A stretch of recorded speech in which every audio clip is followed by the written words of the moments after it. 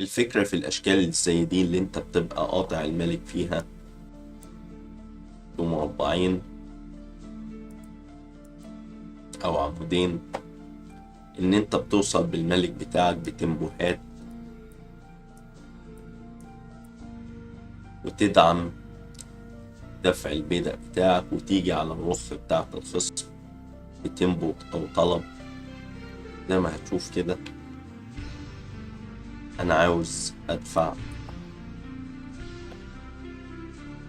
كش، رجع طلب دعم كش تاني، رجع يطلب البيدق.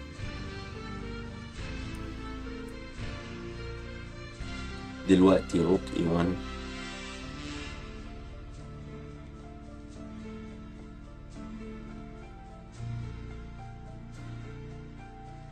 نقلة متسرعة. ليه؟ لأن البيدق الملك هيخش ويشارك ويطلب والقطع خلاص راح. إنما الصح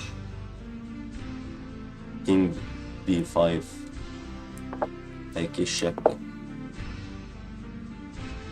كينج E6 كش تاني، كينج F5 طب كش.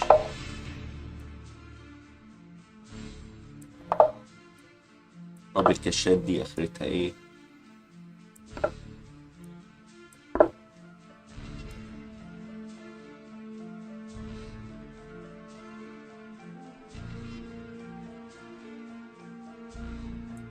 هتيجي هنا مثلا، هاجي في وش البيدق بتاعك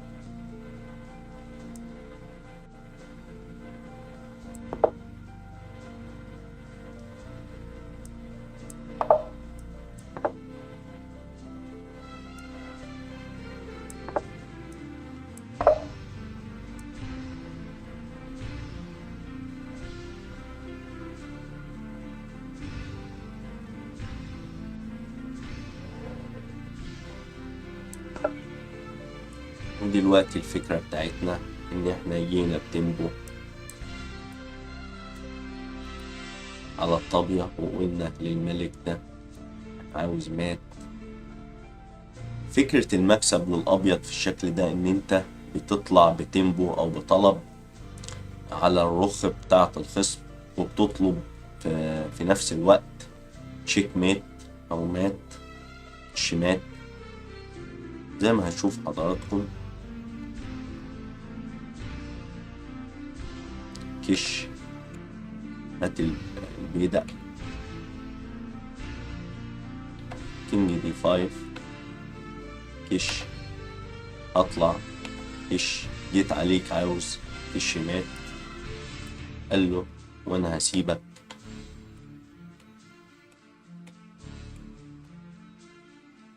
طلعت دلوقتي روك G7، ولو ما خدتش بالك ولعبت الطابية هاجي نفس الشكل عاوز ادعم. اول ما تجيلي كش هطلع عليك بتمبو اقول لك هات مات هنا، هات الرخ بتاعتك.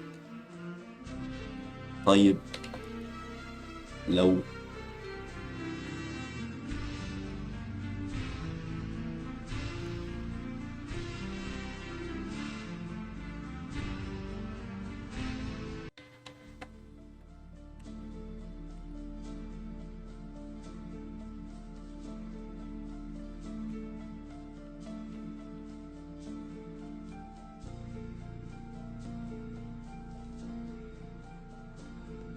ما طلعتش هنا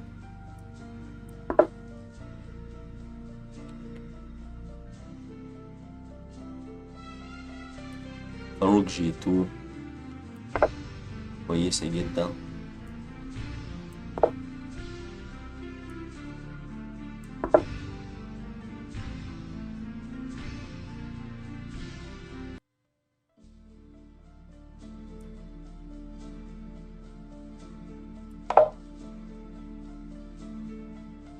ودلوقتي بلعب لك E5 بفكرة إذا أكلت أقول لك هات هنا الرخ وهات مات.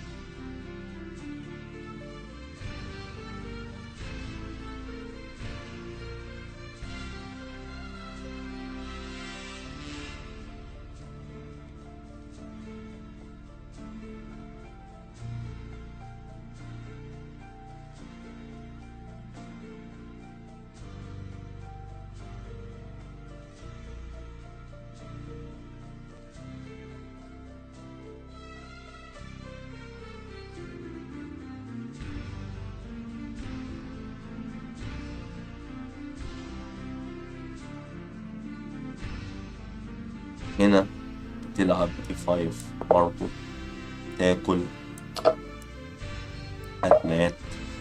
طب انا ما بعملش الفكرة دي ورخ من هنا ليه؟ عشان لما بياكل بيرجع يصد هنا ويداري الكش مات.